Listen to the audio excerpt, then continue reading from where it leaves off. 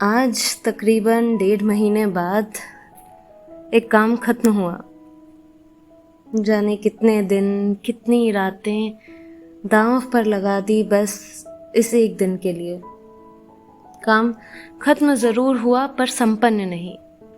संपन्न इसलिए नहीं क्योंकि मन को नहीं भाया। बेमन के काम संपन्न हुआ भी कहाँ करते हैं, वो तो बस बोझ से उतर जाते हैं।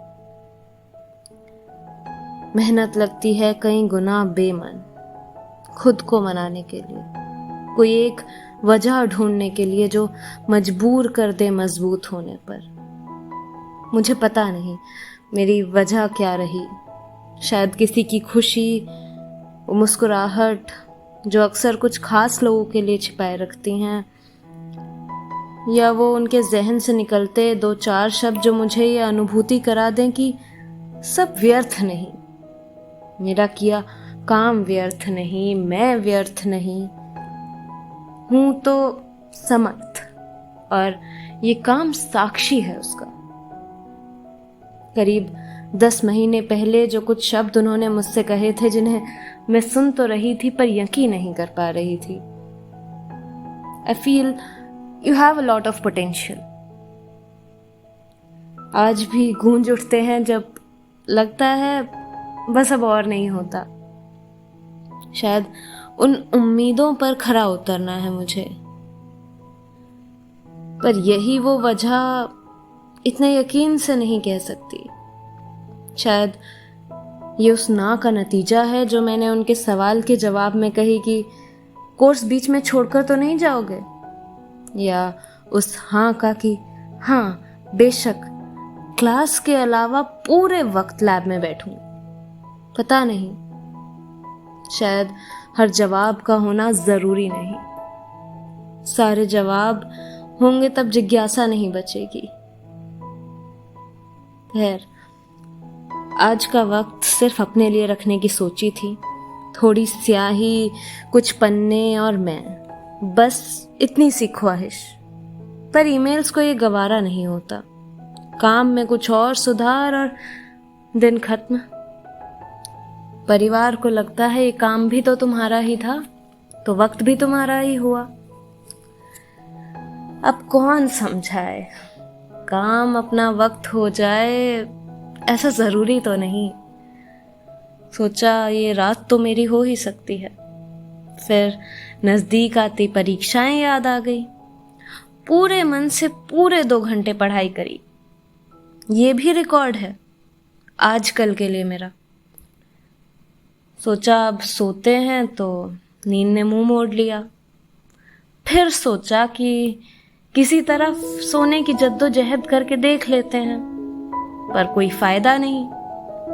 फिर कुछ आंसुओं की बारिश और सब नॉर्मल। पता नहीं ये नॉर्मल न्यू नॉर्मल से कितना मेल खाता है और कितना नहीं, पर सुकून देता है, कुछ पलों बाद ही सही। उस नॉर्मल तक पहुंचने का सफर थोड़ा वक्त लेता है, पर जरूरी है शायद। शायद जब आप बहुत देर तक खुद को और अपनी हिम्मत को बांधे रखते हैं तो यूं बह जाना जरूरी है। खुद को बताना जरूरी है कि खुद को वक्त देना बुरा नहीं। अपने लिए खर्च किया गया वक्त बेहतरीन तरीके से इस्तेमाल किया गया वक्त है।